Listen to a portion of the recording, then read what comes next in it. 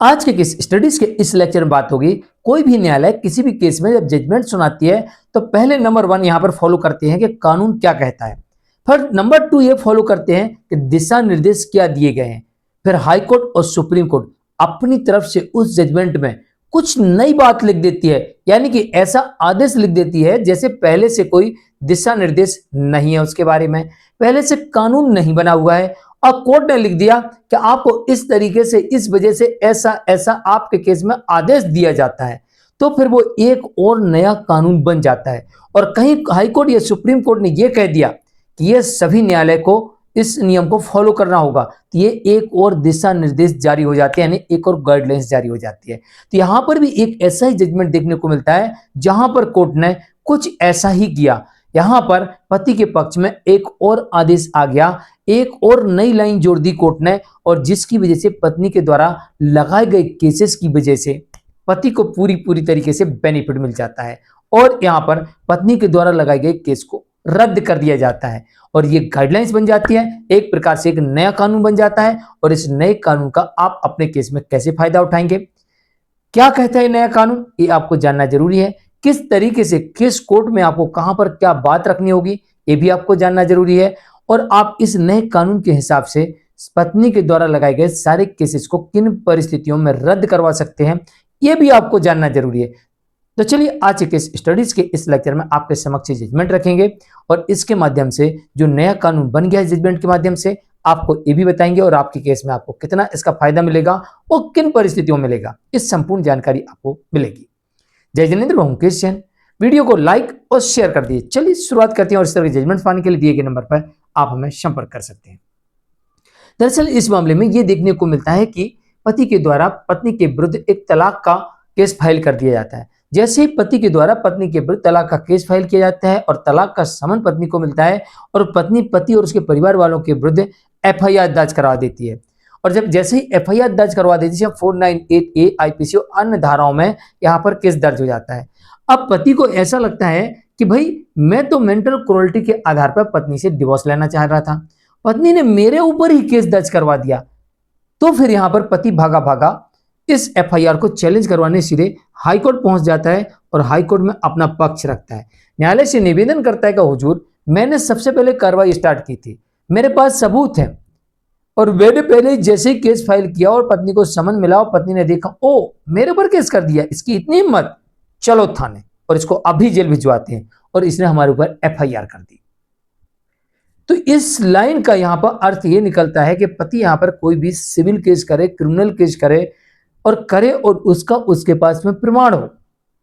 कोई भी केस करे पत्नी के विरुद्ध, चाहे सिविल करे चाहे क्रिमिनल करे, लेकिन केस करते समय उसके पास में उसके प्रमाण हो, सबूत हो। तो अगर सबूत है और वो पत्नी के विरुद्ध केस करता है और जैसे ये केस करने के बाद, उसे नोटिस मिलने के बाद, समन मिलने के बाद, वारंट मिलने के बाद, सूचना मिलने के बाद पति और उसके परिवार वालों के ऊपर कोई भी केस करे, चाहे आपराधिक करे चाहे सिविल मैटर करे, तो ये माना जा सकता है कि पत्नी बदले की भावना से कर रही है। ये माना जा सकता है कि पत्नी बदला लेने के उद्देश्य से कर रही है और ये माना जा सकता है कि पत्नी पति के साथ में मेंटल क्रूरल्टी कर रही है, उसे मानसिक प्रताड़ना पहुंचाने के उद्देश्य से एक केस दर्ज किया गया है। तो पति कहता है हुजूर, पहले मैंने डाइवोर्स का केस पत्नी के ऊपर किया और जैसी पत्नी को समन मिलता है और पत्नी गुस्से में आकर बदला लेने के उद्देश्य से, परेशान करने के उद्देश्य से मेरे ऊपर दहेज उत्पीड़न का मामला दर्ज करवा देती है। तो एक तरफ तो पति वहां पर एफआईआर अगेंस्ट क्वेश्चनिंग में चला जाता है हाई कोर्ट और 498A को केस को चुनौती दे देता है। तो वहां पर कोर्ट कहती है कि भाई उसने पहले केस किया, वो आपसे डिवोर्स मांग रहा है, मेंटल क्रूरल्टी के उसके पास सबूत हैं, अब आपने जो केस किया उसके सबूत दिखा दीजिए। तो यहाँ पर पत्नी के पास में लगाए गए आरोपों के सबूतों का होना जरूरी है, अन्यथा पत्नी के केस यहाँ पर डिसमिस हो जाएंगे। दूसरी तरफ पति डाइवोर्स के केस में अपना पक्ष रखता है कि हुजूर, मैंने पहले केस किया और मैंने मेंटल क्रूरल्टी के सबूत भी दिए और अब पत्नी मेरे पर और अधिक मेंटल क्रूरल्टी कर रही है और अधिक मेरे पर गंभीर आरोप लगा रही है और अधिक मुझे मानसिक रूप से परेशान कर रही है और अधिक मुझे आर्थिक रूप से परेशान कर रही है। तो ऐसी स्थिति में अब मैं पत्नी के साथ बिल्कुल नहीं रहना चाहता और मुझे इस मामले में डिवोर्स मिल जानी चाहिए और पति को यहाँ पर डिवोर्स मिल जाता है। लेकिन पत्नी इस बात से व्यथित हो जाती है कि नहीं, न्यायालय ने गलत किया, उसे डिवोर्स नहीं मिलना चाहिए था। भाई मेरा तो राइट है, मैं पति और उसके परिवार को कभी भी जेल भिजवा सकती हूँ, कभी भी केस कर सकती हूँ। अरे उसने किया तो क्या किया, हम तो कभी कर सकते हैं ना। ऐसा पत्नी का मानना था और पत्नी इस डिवोर्स के मामले को चुनौती देती है हाई कोर्ट में। छत्तीसगढ़ हाई कोर्ट में यह मामला जाता है तो छत्तीसगढ़ हाई कोर्ट कहती है कि भाई सिविल का समन मिलने के बाद आपने केस किया, आपने एफआईआर दर्ज कराई। भाई पति ने तो पहले तलाक का केस फाइल कर दिया था और पति ने मेंटल क्रूरल्टी के आधार पर किया और पति के पास मेंटल क्रूरल्टी के सबूत है, आपके पास क्या है? अरे भाई आपके पास कोई सबूत है तो आप दिखा दो। तो पत्नी कहती है ना ना हमारे पास सबूत तो नहीं है। तो पति कहता है हुजूर हमारे पास तो मेंटल क्रूरल्टी के सबूत है। और पति यहां पर इस मामले में मेंटल क्रूरल्टी के सबूतों को कोर्ट में दिखाता है। तो यहां पर कोर्ट ये मानती है कि फैमिली कोर्ट के द्वारा पति को दिया गया डाइवोर्स बिल्कुल सही है और इसमें किसी प्रकार का कोई भी छेड़छाड़ करने की आवश्यकता नहीं है, कोई भी संशोधन करने की आवश्यकता नहीं है, किसी प्रकार का कुछ भी करने की आवश्यकता नहीं है, जैसा है सो है। और यहां पर पति का डिवोर्स माना गया और पत्नी के द्वारा अपील की गई, उस अपील को कोर्ट ने डिसमिस कर दिया। अब आपको यहां इस मामले से ही ये सीख मिलती है कि आपने पत्नी के विरुद्ध कोई भी सिविल केस किया हो, चाहे सेपरेशन का किया हो, चाहे दाम्पत्य पुनर्स्थापन का केस किया हो, चाहे तलाक का किया हो, चाहे कोई नोटिस भेजा हो, चाहे कोई आपराधिक मामला दर्ज कराया हो, इनमें से कोई भी केस आपने किया है तो आपके पास उसका सबूत होना चाहिए।